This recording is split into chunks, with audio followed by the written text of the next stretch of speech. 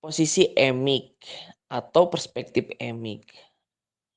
Dalam pandangan posisi atau perspektif emik, pandangan ini mendukung untuk memberikan layanan konseling yang efektif kepada konseli dengan ragam budaya yang berbeda.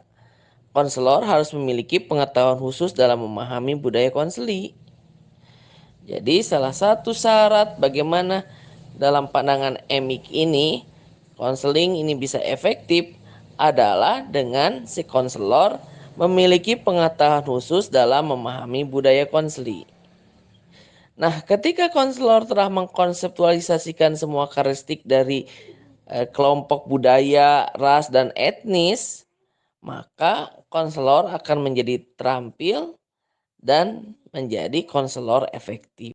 Posisi emik atau perspektif emik ini didasarkan pada rekomendasi para ahli dan peneliti bahwa untuk meningkatkan hubungan antara konselor dan konseli, terutama pada konseli yang berasal dari etnis minoritas, menyarankan bahwa konselor harus meningkatkan pengetahuan mereka tentang berbagai budaya dan teknik khusus berdasarkan pengetahuan tentang konseli.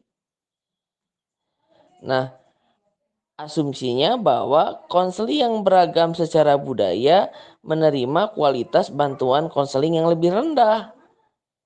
Jadi seringkali ketika berhadapan dengan konseling yang memiliki ragam budaya yang berbeda, terutama dalam kasus pada konseli dengan etnis minoritas, maka seringkali kita memberikan layanan konseling yang berkualitas rendah, gitu.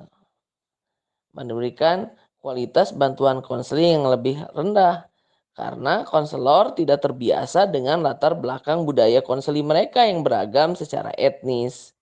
Kurangnya pengetahuan tentang latar belakang budaya konseli berarti bahwa konselor tidak dapat merancang konseling sesuai dengan atau sesuai secara budaya. Premis lain dalam posisi emik adalah bahwa teori konseling, misalkan client center, psikodinamik, behavioristik, ini dimulai dari kerangka budaya Euro-Amerika. Teori-teori ini mencerminkan nilai-nilai adat istiadat, filosofi, dan bahasa budaya di mana teori ini berasal dan dikembangkan. Seringkali teori-teori tersebut diadaptasi untuk digunakan pada konseli yang beragam budaya. Adaptasi semacam ini tidak efektif karena nilai-nilai yang tersilap dalam teori yang tadi kita bicarakan tersebut seringkali bertentangan dengan nilai dan pengalaman anggota kelompok yang berbeda secara budaya. Mengadaptasi teori-teori konseling tersebut tidak menghilangkan atau menyediakan pengaruh implisit yang dipresentasikan dari teori tersebut. Sebagai contoh bahwa sebagian besar teori barat menekankan individualisme dan pengembangan perasaan diri yang terpisah. Sedangkan mayoritas masyarakat di timur, misalkan dalam konteks budaya timur itu memiliki gagasan identitas yang lebih kolektif. Budaya-budaya ini tidak mendefinisikan unit operasi psikososial sebagai individu, tetapi berfokus pada kelompok sebagai unit operasi yang paling signifikan. Jadi, konseling yang berasal dari budaya kolektif mungkin lebih terbantu apabila konselingnya berhubungan pada unit keluarga, teman, atau orang-orang yang berkaitan dalam kehidupannya dibandingkan dengan dimensi intraspikis internal yang paling sering ditekankan dalam konteks kerangka budaya barat.